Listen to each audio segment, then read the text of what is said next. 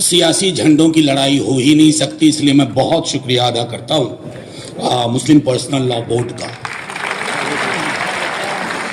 क्योंकि मुश्किल वक्त में कई लोग रहनुमाई का ढोंग भी करते हैं, उन्हें भी पहचानना बहुत जरूरी है। असल में दिक्कत क्या है, आप सब जो यहां इतनी बड़ी तादाद में आए हैं, परसों मैं किशनगंज में था, एक बहुत बड़ा जलसा हुआ था, वहां भी गुस्सा वाजिब है, लेकिन ये लड़ाई सिर्फ मुसलमानों की नहीं है, हर हिंदुस्तानी आपके साथ है। ये मसला ही मुसलमानों का नहीं है। आर्टिकल 26 का अगर मिस इंटरप्रिटेशन आज वक्फ के लिए हुआ है तो कल किसी और चीज के लिए होगा और लोग हाशिए पे खड़े रहेंगे, इसलिए यह चुप रहने का भी वक्त नहीं है। दिक्कत क्या है ना, जिसने इस मिट्टी से मोहब्बत नहीं की वो इस मिट्टी के मिजाज को समझ ही नहीं पाया। यह अद्भुत मिट्टी है। मैंने सदन में भी कहा था, दोहरा रहा हूं, सदन में कहा था और दोहरा रहा हूं, इस देश की एक बड़ी आबादी सरहद पार करके पाकिस्तान नहीं गई। वो हमारे, उनके पुरखे और हमारे बच्चे, भाई बहन सब यहां बैठे हुए हैं। अरे हम हिंदुओं को मुसलमानों को देखने की आदत है डेली, और मुसलमानों को हिंदुओं को देखने की आदत है। हमारे रिश्ते हैं, सिखों ईसाइयों को, हम दोनों को देखने की आदत है। और इस रिश्ते की जिसको समझ नहीं, वो हमसे हिसाब मांग रहे हैं।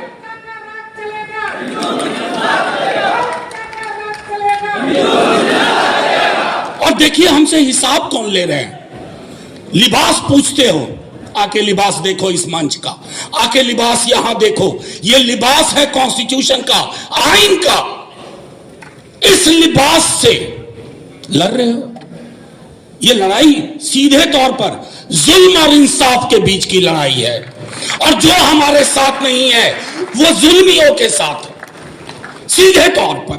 अभी तो 3-4 मुद्दों पर थोड़ा रिलीफ दिया है माननीय सर्वोच्च न्यायालय, उनका बहुत बहुत शुक्रिया, बहुत बहुत शुक्रिया। लेकिन कई मसले हैं, 40 सेक्शन, सब सेक्शन, क्लॉजेस, जिसमें हमें क्लैरिटी चाहिए, डाइल्यूशन नहीं चाहिए। ये सारी चीजें हमें समझनी होगी। और यकीन मानिए, कई साथियों ने, उस्मानी साहब ने भी कहा, कई ने कहा, उकसाने की बड़ी कोशिश होगी, रंगा सियार बन के लोग बीच में बैठ जाएंगे, उनसे होशियार रहना है। ये लड़ाई मिलके ही लड़ी जाएगी और मुकम्मल अपनी मंजिल हासिल की जाएगी। पंचर बनाते हैं, अब्दुल भी बनाता है, अमरिंदर भी बनाता है, लेकिन यहां का भी पंचर ठीक करता है।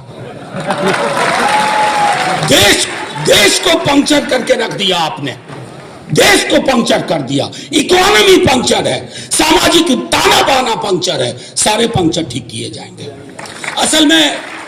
असल में साइकिल पे चले नहीं ये लोग, मर्सिडीज में ही पैदा हुए थे। साइकिल पे चला हूं, पूरा विद्यार्थी जीवन साइकिल पे काटा है। कभी सिंबल भी नहीं था समाजवादी पार्टी का साइकिल। तो हुआ यूं कि जब साइकिल पंक्चर होती थी तो पंक्चर वाला जमीन पे बैठते हुए ऊपर वाले की तरह दिखता था कि साहब मेरी फुस पड़ी साइकिल को इसने हवा भर दी। हवा भरना जानते हैं, हवा टाइट करना भी जानते हैं। ये हम सबको। और एक आखिरी चीज कह करके अपनी बात खत्म करूंगा, क्योंकि थोड़ी तबीयत अच्छी नहीं लग रही थी, परसों किशनगंज से आया, अभी फिर कहीं जाना है। मैं सिर्फ आप लोगों को कहूंगा, मायूसी नहीं रखनी है। आपका करार गांधी, नेहरू, मौलाना आजाद से था। उस करार को जो तोड़ेगा तो तख्त को ताबूत बनते देर नहीं लगती।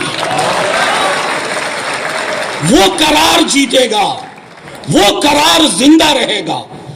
मायूस मुल्क, मायूस इरादे मंजिल नहीं हासिल करेंगे। ये लड़ाई आपकी नहीं है।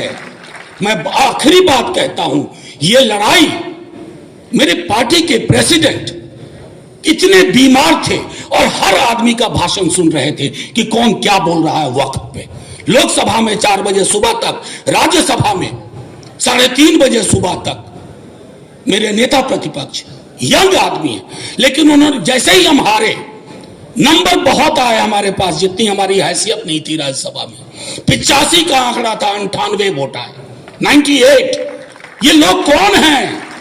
ये लोग आपके साथ हैं, मरते दम तक साथ रहेंगे और इस लड़ाई को जीतेंगे।